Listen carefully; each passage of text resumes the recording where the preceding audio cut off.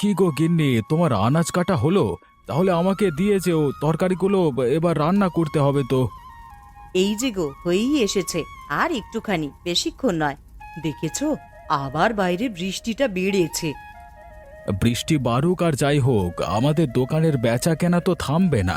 আমাদের সামনের অফিসের সমস্ত কর্মচারী আমাদের দোকানে খেতে আসবে। হ্যাঁ, এটাই একটা ভালো সুবিধা।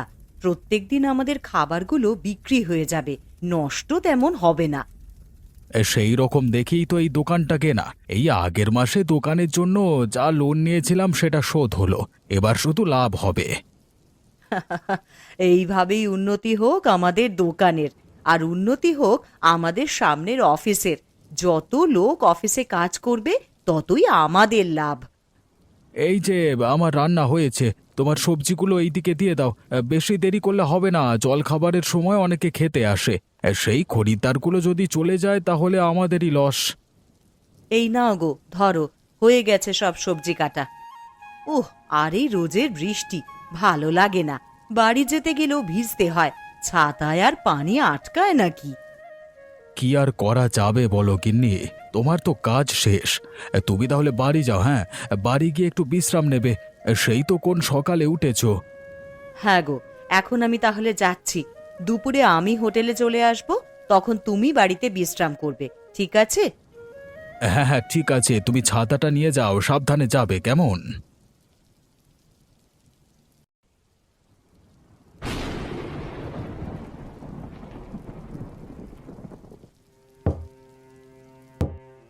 নরেন্দ্রবাবু, বাড়ি থেকে বেরিয়ে আসুন, দরজাটা খুলুন। ব্যাপারটা কিন্তু খারাপ হয়ে যাচ্ছে। দরজা ভাঙতে আমাকে বাধ্য করবেন না। প্রায় 1 বছর হয়ে গেল আপনি আমাদের লোনের টাকা একটাও দেননি।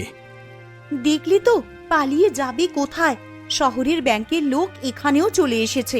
তোমাকে বারবার বলেছিলাম অত সুখের জীবনযাপন করতে হবে না, যেমন রোজগার হবে তেমনই থাকবে। তা তুমি তো আর আমার কথা শুনবে না। লোনের একটা টাকাও দিতে পারিনি। আরে গিন্নি, আস্তে কথা বলো। ওই লোকটা যদি বুঝতে পেরে যায় তাহলে দরজা ভেঙে ফেলবে। চুপ করে বসে থাকো। যখন দেখতে পাবে সারা শব্দ পাচ্ছে না তখন নিজেই চলে যাবে। বাইরে আবার বৃষ্টি হচ্ছে। আজকে তো আর যাবে বলে মনে হয় না গো। অন্যদিন তো এইভাবে আর দরজায় ধাক্কা দেয় না, আজকে যে দরজায় ধাক্কা দিচ্ছে। কি হবে গো আমাদের? আরে কিচ্ছু হবে না আমাদের। তোমাকে তো বলছি একটু চুপ করে বসো, কেন এত ঝামেলা করছো? ও শুনতে পেয়ে গেলে অসুবিধা হয়ে যাবে।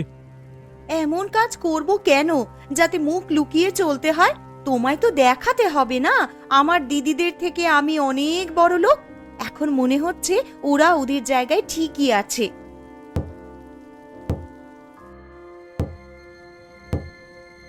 নগেন্দ্রবাবু, আপনি যদি দরজা না খোলেন তাহলে কিন্তু আমি ভাঙতে বাধ্য হব। বাইরে প্রচন্ড পরিমাণে বৃষ্টি হচ্ছে। আমি এখানে ভিজে ভিজে ছেলে খেলা করতে আসিনি। হ্যাঁ গো, এবার কিন্তু আমার সত্যি খুব ভয় হচ্ছে।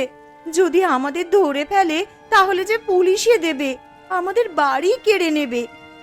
গিন্নি, তুমি চুপ করে বসো, কিচ্ছু হবে না। চুপ করে থাকো একদম। ওকে বুঝতে দিও না আমরা ভেতরে আছি।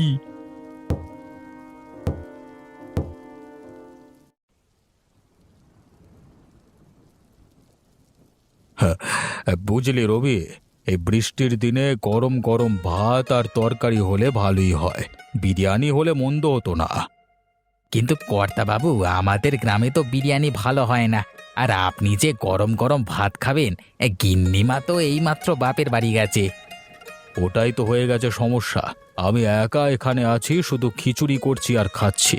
আর অন্য কিছু রান্না করতেও জানি না। তাহলে আপনি এক কাজ করুন, আমাদের গ্রামের বড় অফিসের সামনে একটা ভাতের হোটেল আছে, ওখানে চলুন, বেশ ভালো রান্না করে। হ্যাঁ, কিন্তু বাইরে যা বৃষ্টি হচ্ছে, বেরোলেই তো ভিজে যাব। আর আবার সর্দি কাশির ধাত রয়েছে, একটু পানিতে ভিজলেই শরীর খারাপ হয়ে বসে। তাহলে আর কি করবেন, বাড়িতে বসে খিচুড়ি রান্না করুন আর খান। আপনি বাড়িতে বসে থাকবেন, রান্নাও করবেন না, আবার বাইরে বেরিয়ে খেতেও যাবেন না, তাহলে আমি আর কি করতে পারি?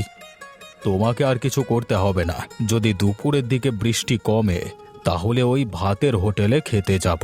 কতদিন গরম গরম ভাত খাইনি। আমার গিন্নিটাও আসতে পারছে না এত বৃষ্টির কারণে। কি আর করবেন বাবু, সবই কপাল।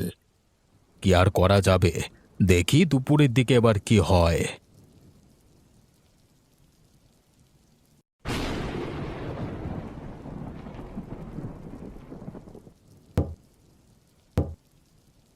ভালোয় ভালোয় কাজ হবে না দেখছি। এবার দরজাটা ভেঙেই ফেলবো। আজকে একটা হেস্তনেস্ত করেই ছাড়বো। আমি ঠিকই ধরেছিলাম। ভেতরে ঘাপটি মেরে বসে আছে নগেন্দ্র। চল চল আমার সাথে। তুই টাকা দিবি কি না দিবি সেটা আমি বুঝে নেব। আপনি আপনি আমাদের আর কয়েকটা দিন সময় দিন, আমরা আপনাদের সব টাকা দিয়ে দেব। দয়া করে ওনাকে কোথাও নিয়ে যাবেন না। 1 বছর ধরে শুনছি এই কথাটা, আমি আর বিশ্বাস করব না। আপনারা এক্ষুনি চলুন এই গ্রামের মোড়ল মশাইয়ের বাড়িতে, না হলে পুলিশ ডাকতে বাধ্য হব। না না, পুলিশ ডাকতে হবে না, আমি যাচ্ছি মোড়ল মশাইয়ের বাড়িতে। আপনি বিক্রি করে একবার ওদের কাছে যেতে হবে, যদি কিছু ব্যবস্থা করে দিতে পারে। কোন মুখে যাব তোমার দিদি জামাইবাবুর কাছে? টাকার অহংকার দেখিয়ে তো চলে এসেছিলাম। এখন এসব ভাবার সময় নয়। এখন যার কাছে গেলে সমস্যার সমাধান হবে তার কাছেই যেতে হবে।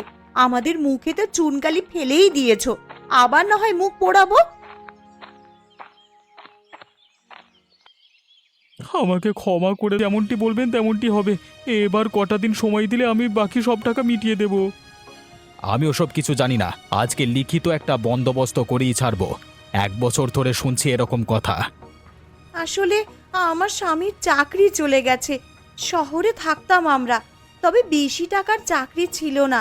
পুরোটাই আমার স্বামীর দোষ যে এত টাকা লোন নিয়ে আরামদায়ক জীবন যাপন করছে।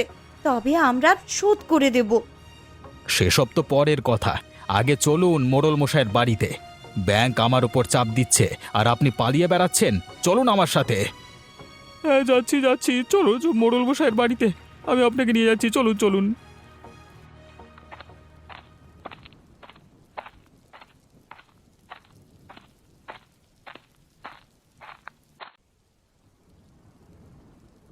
এই যে গো, আমি চলে এসেছি। এবার তুমি যাও, বাড়িতে গিয়ে বিশ্রাম নাও। সেই কোন সকাল থেকে এসে দোকানে খাটাখাটনি করছো।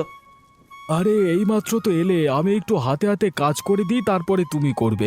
বর্ষায় ঠান্ডা ঠান্ডা আবহাওয়ায় কষ্ট তেমন হচ্ছে না। না না, আমি কিচ্ছু শুনতে চাই না। তুমি এক্ষুনি ছাতা মাথায় দিয়ে বাড়ি যাও। শরীরে ঘুমের প্রয়োজন রয়েছে, ঘুম না হলে শরীর খারাপ করবে যে। আমি আর একটা কথাও তোমার শুনবো না। আচ্ছা ঠিক আছে, তাহলে সবকিছু দেখে নাও কোথায় কি আছে। আরে আমি কি নতুন নাকি এই দোকানে? তোমার সাথে সেই 10 বছর ধরে সংসার করছি, আর আমি জানবো না? আমি সব জানি। তুমি নিশ্চিন্তে যাও তো। আচ্ছা তাহলে দাও, আমায় ছাতাটা দাও। ছাতা মাথায় দিয়ে চলে যাই। বৃষ্টিটা এক নাগারে হয়েই যাচ্ছে, এবার থামবার নামগন্ধই নেই। এই যে ছাতাটা ধরো। আর কত টাকা করে কি প্লেট বিক্রি করব সেটা তো বললে না। সবই যখন জানো, এটাও নিশ্চয়ই জানবে আমার সাথে 10 বছর ঘর সংসার করছো। আমার সাথে ইয়ার্কি হচ্ছে না? আরে বলো না, বলো কত টাকা করে কি বিক্রি করব। 1 প্লেট 40 টাকা, সবকিছু একবার করে দেবে। আর কেউ কিছু চাইলে যা মনে অতিরিক্ত দাম নাও সেরকমই নেবে। আচ্ছা ঠিক আছে, তুমি যাও। আমি দোকান বন্ধ করে বাড়ি ফিরে যাব। আচ্ছা ঠিক আছে, সাবধানে কাজকর্ম করো। হ্যাঁ, আমি তাহলে আসছি।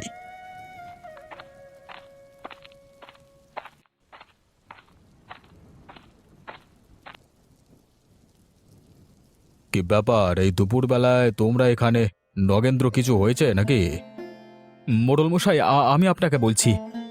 আমি তো আপনাকে চিনি না, আগে আপনার পরিচয়টা দিন। আমার নাম পঙ্কজ, শহরের ব্যাংকে চাকরি করি। এই নগেন্দ্রবাবু 1 বছর আগে ব্যাংক থেকে প্রায় 25,000 টাকা লোন নিয়েছিলেন। এখন একটা টাকাও দেওয়ার নাম নেই, তাই আমি ওনাদের বাড়িতে এসেছি। মোড়ল মশাই, আপনি ওনাকে বলেন না আর 2 মাস আমার সময় দিতে। আমি সব টাকা দিয়ে দেব। আমার চাকরিটা চলে যাওয়ায় আমি কিছু করতেও পারছি না, আবার এই বর্ষাকাল। মোড়ল মশাই, মোড়ল মশাই, আমাদের মুখের দিকে একবার তাকান। আপনি আমাদের সাহায্য করেন একটু। আচ্ছা পঙ্কজবাবু, আপনি ওনাকে 2 মাস সময় দিন। তারপর যদি না টাকা দাও, তখন আপনি আপনার কাজ করবেন, কেউ বাধা দেবে না, আমি আপনাকে কথা দিচ্ছি। 2 মাস পর যদি আমার টাকা না পাই, তাহলে কিন্তু আপনার বাড়ি বন্ধ হবে। আমরা তালা দিয়ে চলে যাব, তারপর বাড়ি নিলামে উঠবে। এবার যা দাম হবে আমরা নিয়ে নেব। এবার কি আমাদের ঘর ছাড়া হতে হবে? কি যে হবে আমাদের, বিধাতা, এখন তুমি ভরসা। ধন্যবাদ মোড়ল মশাই, সাহায্য করবার জন্য। এখন আমি যাই। 2 মাস পর আপনার কাছে আসব। আর নগেন্দ্রবাবু 2 মাস পর এখানে টাকা নিয়ে চলে আসবেন। আচ্ছা ঠিক আছে। নগেন্দ্র, তোমার জন্য আমি তোমার সময় বাড়িয়ে দিয়েছি। মান সম্মান যেন ডুবিও না। 2 মাস পর টাকাটা যেন চলে আসে।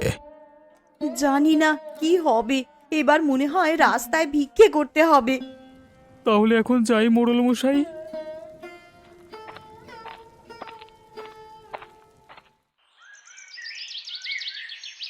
কি গো, এবার কি করব? 2 মাসের মধ্যে 25,000 টাকা কিভাবে জোগাড় করব আমরা? এখন আবার বর্ষাকাল, অন্য কিছু কাজকর্ম তো করা যাবে না। সেটা তো আমিও ভাবছি গো গিন্নি। এখন মনে হচ্ছে মাথায় যেন আকাশ ভেঙে পড়ছে। কি করব কিছুই তো বুঝতে পারছি না। বিষ খেয়ে মরে গেলে ভালো হয়। কি উল্টোপাল্টা বকছো তুমি? গালে কষিয়ে একটা থাপ্পড় মারবো।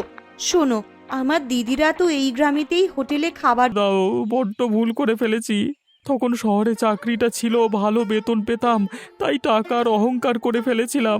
আমি যাব, তাতে একটু অপমানিত হতে হয় হব। আরে এই রাস্তার মাঝে কি করছো?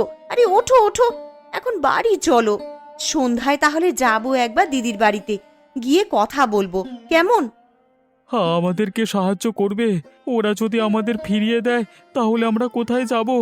আমাদের ঘর ছাড়া হতে হবে গো, ভিক্ষা করতে হবে রাস্তায়। ভেবেছে আমার মরে যেতে ইচ্ছা করছে। শোনো, আত্মহত্যা করাটা সবসময় সমাধান হয় না, সমস্যার মোকাবিলা করতে হবে আমাদের। চলো চলো, এখন বাড়ি চলো দেখি।